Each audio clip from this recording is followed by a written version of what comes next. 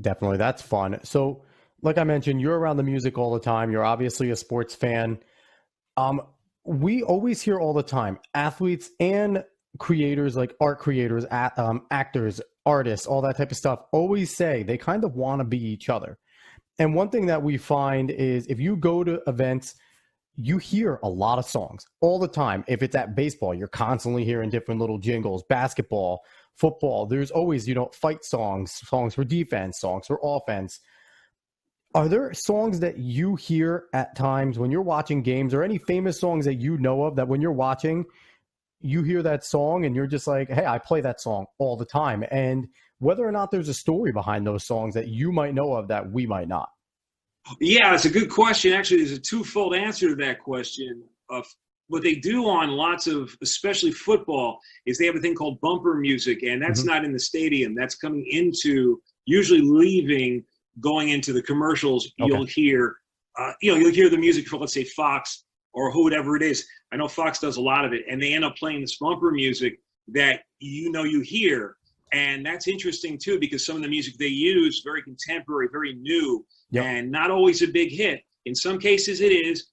So that's one form of music being used in sports. But I think what you're talking to are about is the music used in the stadiums. And yes, there are a lot of songs that we play on the radio show that are used in stadiums. And sometimes it's really a fun way that they use it. For instance, a great example would be Na Na Na, Hey Kiss 'Em Goodbye by Steam.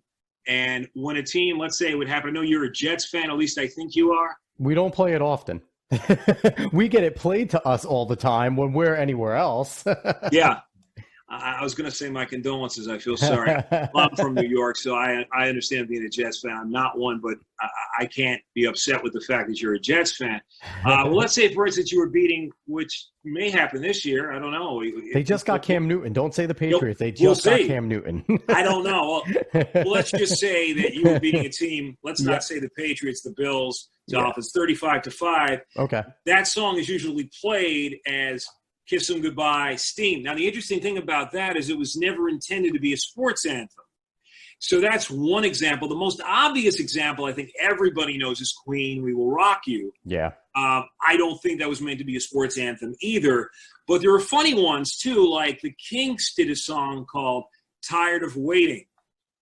And it was during a baseball game, I believe, and it was really an unnecessary replay that they went over and over and over.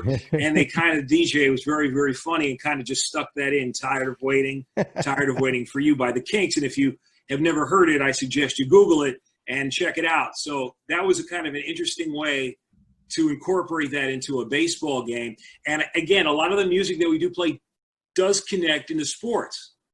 Yep. And another one that I've always heard, and I don't know if there's any fun stories or if this one meant, I don't think it meant to be because I think it has a lot of other different meanings, but the Rolling Stones' Start Me Up is a song that you hear, and I think that's across every single sports platform, baseball, basketball, football, you hear it.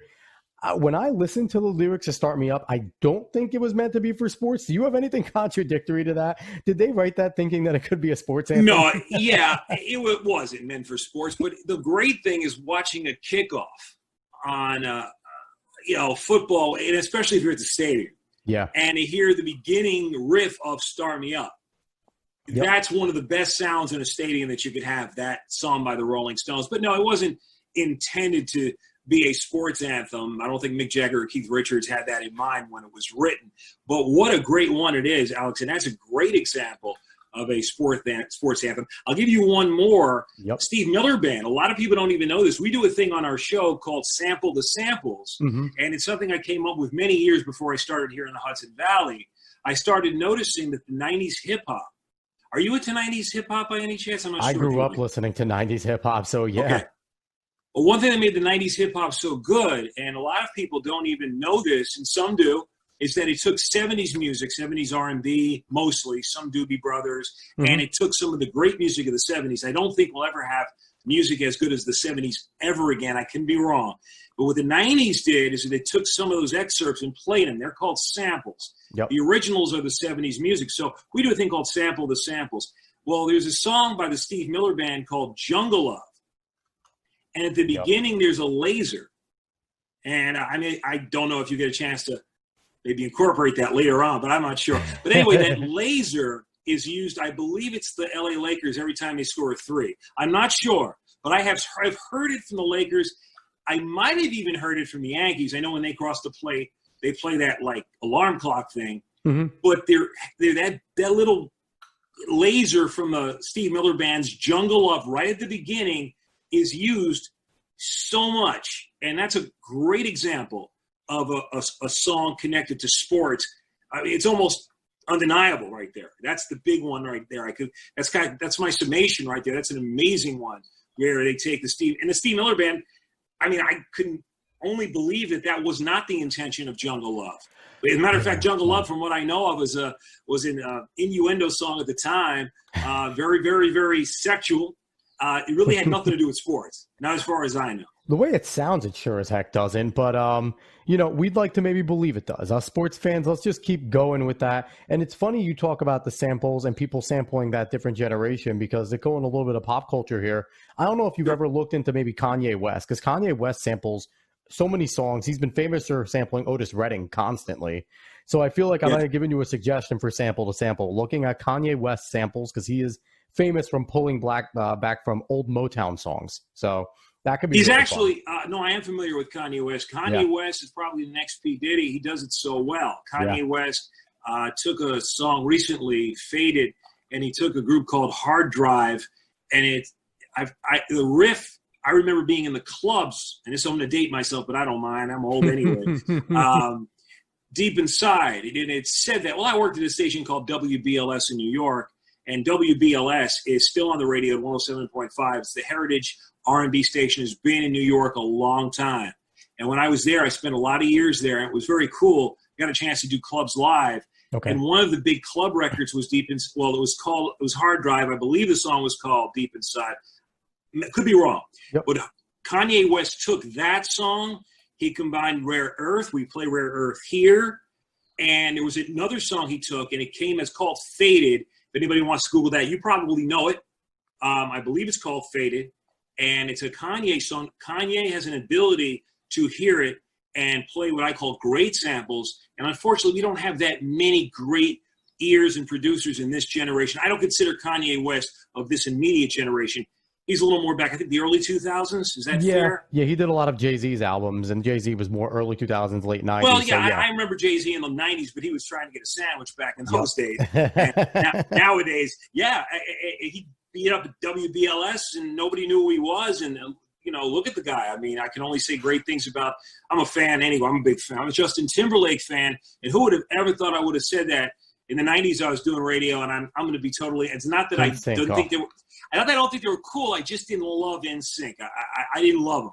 But when I heard Justin Timberlake come out as an relatively older guy, middle 20s, him and Justin, of course, Justin Timberlake, and I'm thinking of Jay-Z together, and of course they had their shows. So I'm really familiar with that. And what I do love, getting back to the point of the 90s hip-hop and where samples do come from, 90s hip-hop has lived on samples, and hip-hop and samples really starts probably in the late 70s with the Sugar Hill Gang and the song Good Times by Chic, and how it started. From what I know, I mean, I'm not an expert on hip-hop, but I grew up in a New York City housing project. Big ups to the Nostra and Sheep's Head Project.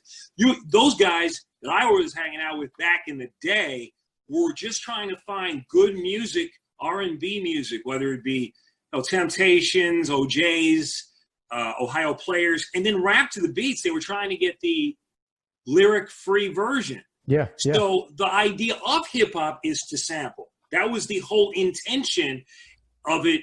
And of course, now with the 808, I think it's, what is it called? The beat machine that you could get right now. It's a beat machine. Yeah, now you don't even have to use now you don't even have to use somebody else's music. You can use the beat machine, and it's an automatic drum beat, and you can use that. We could talk about, current rap is rap because it's not hip hop. It's not. To me, this current generation doesn't do hip hop, but we can get off to a whole other topic. And if anybody can tell, right now, that's one that probably would take a long time to discuss. You're right. Yeah, and right now, me and Sonny Joe are reminiscing about good times, about better times.